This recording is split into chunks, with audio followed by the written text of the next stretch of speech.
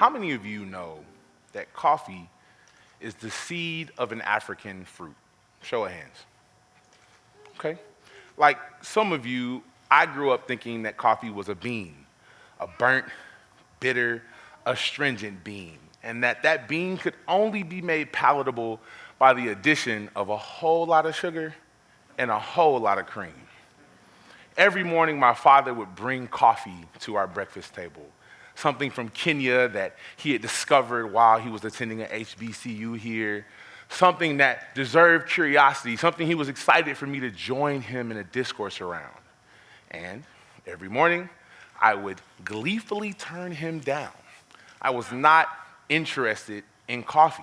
In fact, the only way you would catch me sipping is if I had a styrofoam cup in my hand full of powdery cream and sugar with a few splashes of coffee on top. Mix that junk up. I used to call it a trappuccino, you know what I'm saying? But things began to change for me when I went to college. College became a new space for me to discover myself. Like many of us who grew up in cities like Memphis, there's a singular definition of what it means to come from the neighborhoods that I come from. And that definition was built around being burnt and bitter and aggressive, negotiating violence. But in coffee shops, I was offered a different opportunity to define myself. I was offered the opportunity to discover new notes I never knew I had. I began to sing. I began to write poetry. I began to find fertile soil for my own unique notes. And not only that, I began to actually enjoy the coffee being presented to me by the baristas. You see, Chicago has a large specialty coffee scene, different than what mama would make or granddaddy would make with Folgers. This instead was a craft, a beverage brewed with science and intentionality. There were scales and boilers and legal drugs. I was excited because coffee offered an opportunity for me to build my palate, something I had never taken time to do. And so I began to search for new coffee shop after new coffee shop, and I would learn about all the variables involved with creating this amazing beverage. They told me coffee was infinitely more complex than all of the craft spirits in the world put together. That if you were willing to take the time to listen and be curious, coffee could offer you notes of strawberry, of bergamot, complexity on the palate, the weight on the tongue, the viscosity was possible, but something was off. I was having an amazing time. I was so curious. I wanted to bring my friends, but when we would step in with skin that mirrored the same beverage that was being served, with origins that mirrored the same origins of the coffees being poured, we weren't met with curiosity. People saw us as too bitter, too bold, too black to really belong in these spaces. And so I left college with a determination to create a new kind of coffee space in my community, Memphis, Tennessee, where people could see themselves and have this amazing journey through the palate that I was having. And that led me on a journey to eventually create, though I didn't know it at the time, the first steps to truly make coffee black again. I remember landing in Ethiopia in 2021, stepping off of the plane, feet touching the soil. I was home. It was my first time not being seen as someone to be feared, but rather as just another human with 1,000 possibilities inside of them. I remember breathing in the air. The elevation was high there, and it was difficult for a boy from the Delta like me to acclimate, but I was excited because there were new possibilities in front of me. I stayed with my friend, Mike Memo, Big Memo as we call him. He introduced me to his friend, Ture Waji, the king of the Guji as he's known, and he took me to his hometown in the southern region of Ethiopia, in Guji.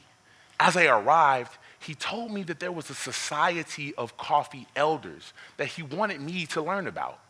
Yeah, I said coffee elders. For over 2,000 years in that community, people have been dialoguing with coffee, not just as a product to become more protective or productive, but rather as a product that called us into a dialogue with each other. a dialogue with nature, and a dialogue with the divine. You see, the leaders of this society, the men who were called abagedas, and the women who were called adesinques, had a blessing they believed was the true meaning behind coffee, a gift given not like other plants which came from rain, but instead came from the tears of the divine after man's first transgression, and that this gift was sacred. And that gift came with the blessing that in their language is stated as bunaf, nagea, hindabina. One translation says that it sounds like may your house lack no coffee nor peace in our tongue. But my favorite translation is more of a commitment, more of a contract with the coffee. And that blessing translates as wherever there is coffee, there must also be peace. I remember riding home from this amazing trip and asking myself, why had I never heard this story before? Why had I never had the chance to learn from the root of coffee? Why had I only been presented as burnt and bitter fruit? Well, part of that is because though coffee was discovered in 850 BC in Ethiopia, though there are thousands of years of indigenous pre-colonial history there in places like Uganda, though there are 120 species of coffee and counting, the only one we ever got was Arabica. And that's because that was the species that was stolen, that was used as a cash crop to grow around the world, to create more productivity and more profit for people very far away from the root of this plant. And because of that, I never got to hear the story of coffee that shared the same roots as me. My grandma used to say, God don't make no junk. And I think what she meant by that is that everything we have has a purpose, even something as simple as coffee. And that if we take the time to become curious about its origins, that just maybe it could teach us a little bit about our own. Through coffee, I became an honorary Abagada, and my wife became an honorary Adesinke in the goddess system of the Oromo people in Ethiopia.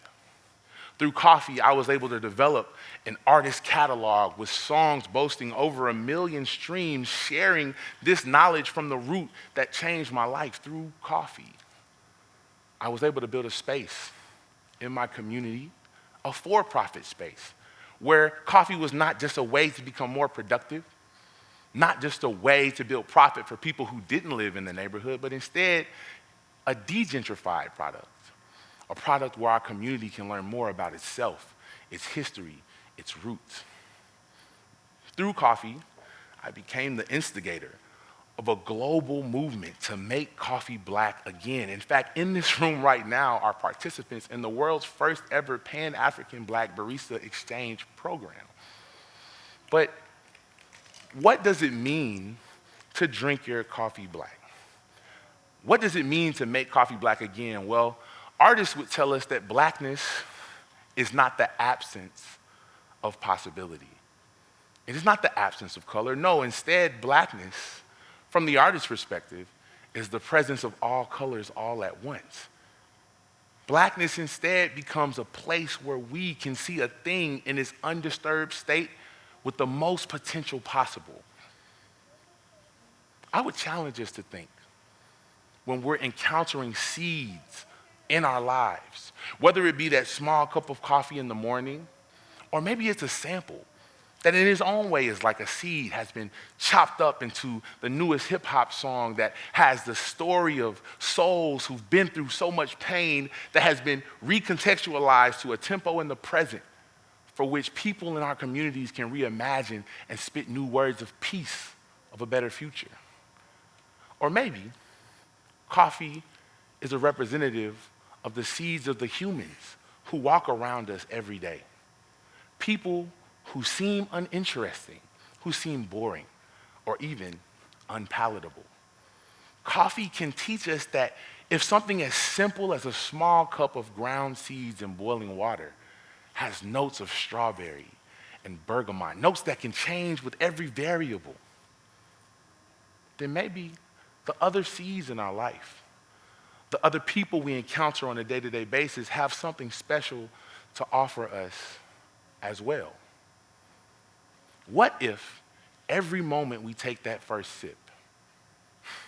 What if every moment we choose to enjoy the fruit of someone else's labor? It's not just a moment for us to plan our day. It's not a moment to get jazzed up and ready to go. But instead is a moment to pause and reflect on the labor that produced this fruit, on the stories that those who produced it want to tell us but have never had the chance to share. What if it was an opportunity for discourse with family and friends about the new variable we changed that day, instead of simply the creamer or sugar we had planned to add before the cup even received this brew? What if every morning we encounter a new seed, instead of making an addition, we pause and listen? I heard in a song that if you brew better, then you do better. In another song, I heard that the coffee stayed black just like me. It don't need no sugar in it. Definitely don't need no cream.